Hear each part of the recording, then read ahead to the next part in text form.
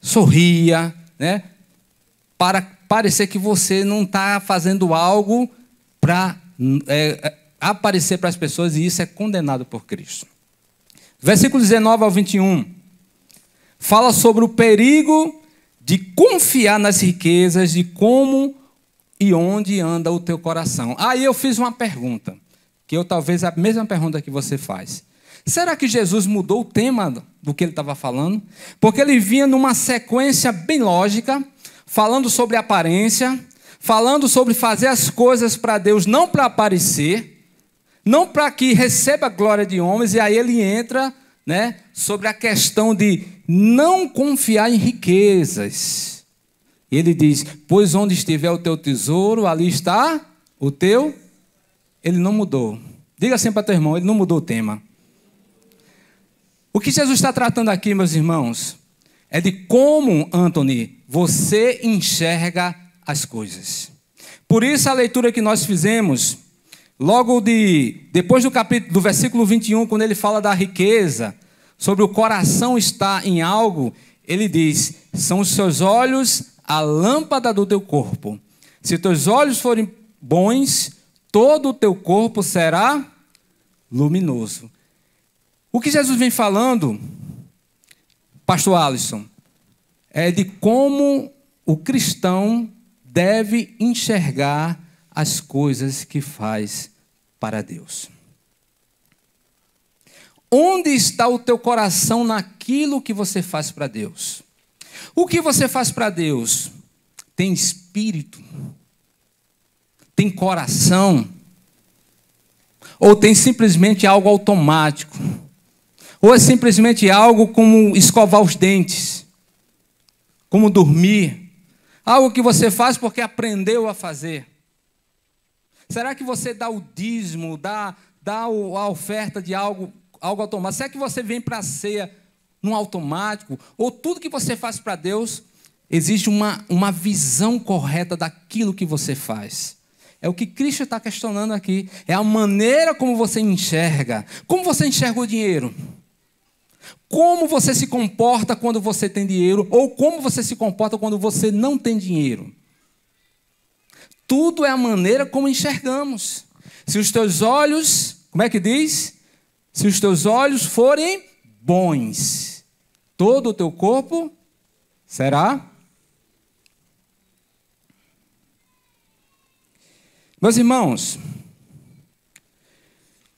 se você observar, todas as coisas, elas estão diante de nós. Acredita nisso? Todas as coisas, a tristeza, a alegria, a morte e a vida, o bem, o mal, a doença, a cura, tudo está diante de nós. Tudo o que fazemos não há nada de novo. E o que faz a diferença de algo que a gente faz para Deus quando estamos do lado de pessoas que fazem a mesma coisa? É exatamente a maneira que você enxerga. É a maneira como se comporta o teu coração é que vai fazer toda a diferença. Vou dar um exemplo. Caim e Abel. Todos os dois estavam oferecendo sacrifício ao mesmo Deus. Caim oferecia sacrifício dos produtos da terra. Abel oferecia sacrifício dos animais. Alguém até diz assim, não, é porque ele estava oferecendo vida. Não é essa a questão. Tanto um como o outro era costume oferecer sacrifício. A questão todinha era que a palavra de Deus diz que Caim tinha um coração mau. Então o que é que eu aprendo aí?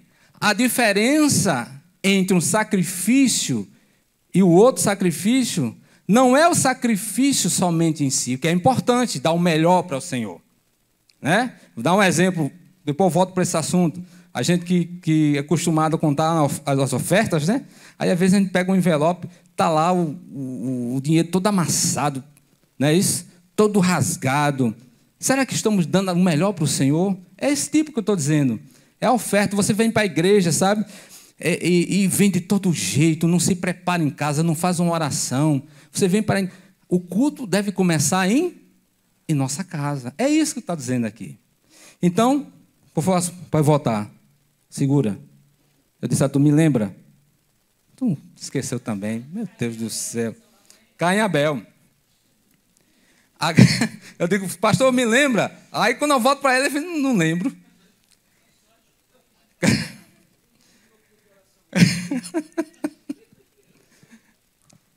A diferença entre Caim e Abel está no coração. Abel colocou o coração naquilo que fez para Deus. O coração de Caim era mau e foi rejeitado por Deus. Deus olha primeiro o coração do ofertante. Deus olha primeiro o que a gente faz. Deus olha primeiro, ele não olha primeiro o trabalho que a gente faz, ele olha primeiro o trabalhador, o coração do trabalhador. Ele olha como está a nossa vida. O primeiro passo é esse. Saul e Davi. Deus permitiu que Saul fosse rei, porque o povo pediu quem? Saul. Mas Deus queria quem? Davi. Saul foi rei? Diga sim. Mas foi um rei segundo o coração de Deus? Por quê? Porque Saul só pensava em si. Saul só pensava no poder. Saul só pensava no seu bem-estar. Se você ler a história de Saul, ele só pensava, quando houve uma ameaça dele perder o governo dele, ele perseguiu Davi. Ele só pensava no poder. Mas Davi foi segundo o coração de Deus. Então, novamente, o que faz a diferença é onde a gente coloca o nosso coração. O fariseu e o publicano. Estou fazendo analogia para você entender.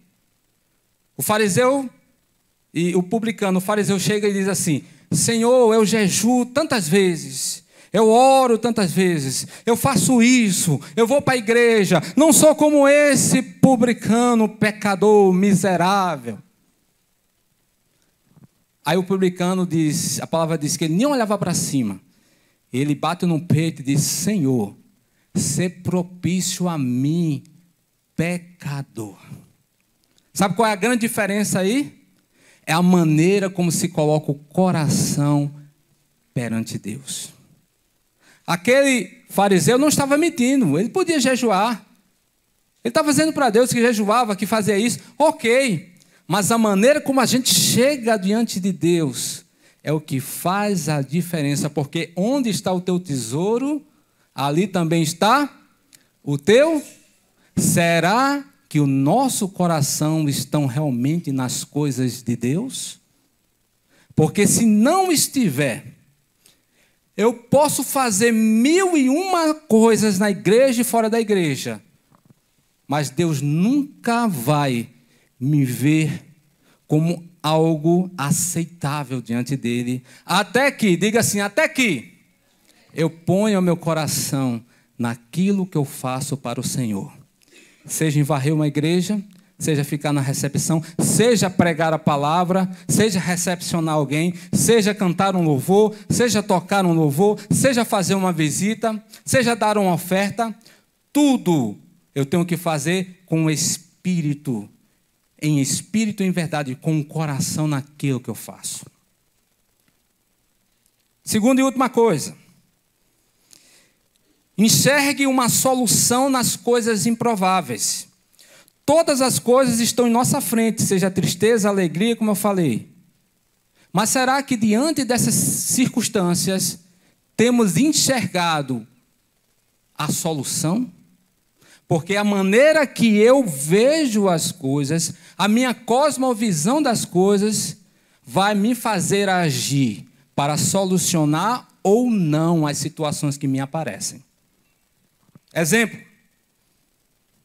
Presta atenção. Marta chega para Jesus e diz assim: se o Senhor estivesse aqui, o nosso irmão não teria morrido. Essa era a visão dela. Qual era a visão dela? Que acabou. Ponto final. Não tem mais jeito. Assim é a visão de muita gente. Acabou, não tem mais jeito. Fulano não tem mais jeito. Fulano é um drogado, um bêbado, não tem mais jeito. Meu casamento não tem mais jeito. Meu filho não tem mais jeito. Minhas finanças não tem mais jeito. O cristão, ele bota um ponto final. Mas se esquece que tem um Deus que pode todas as coisas. Se esquece que tem um Deus que para ele não existe ponto final. Quando ele quer apagar o ponto final que a gente coloca, ele coloca uma vírgula e diz: meu filho, a tua vida continua, vai em frente. Da mesma forma ele disse para Elias. Elias disse: só tem eu, só sobrou eu. Me mata, me leva para perto de ti. Aí Deus olha para ele: como é, Elias?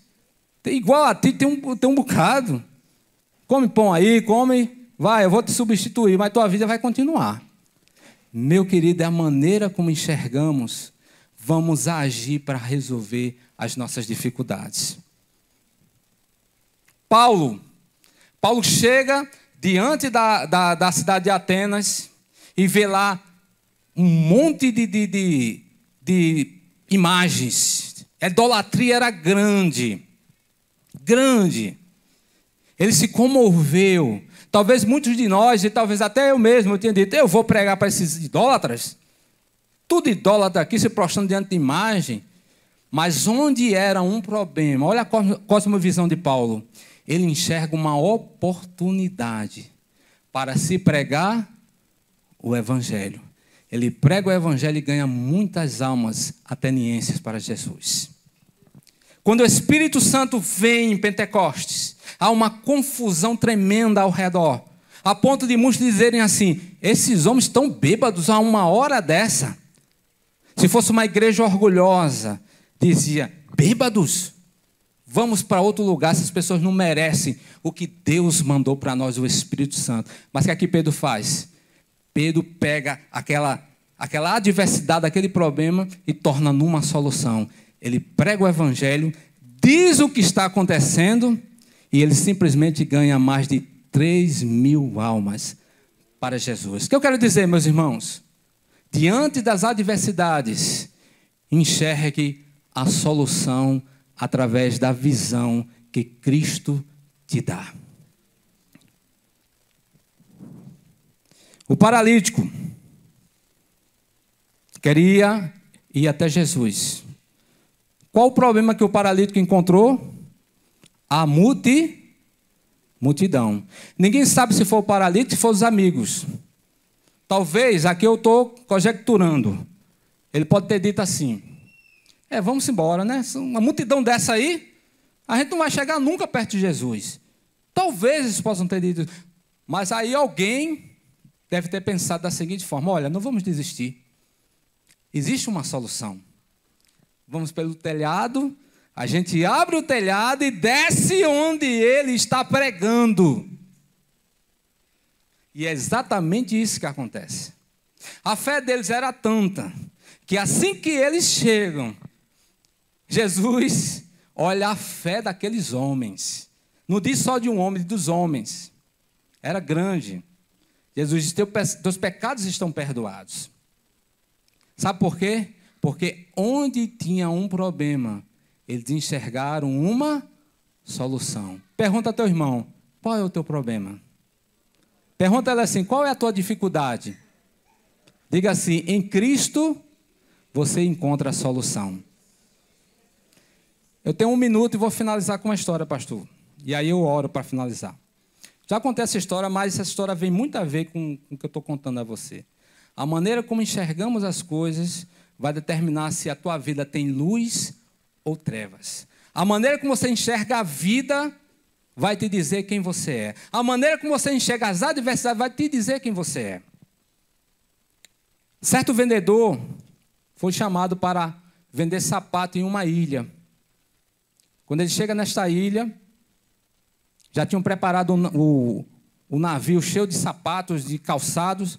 Quando ele chega na ilha, ele observa que os moradores daquela ilha, ele vai, passeia nas ruas, ele observa que os moradores não calçavam sapatos nem sandálias.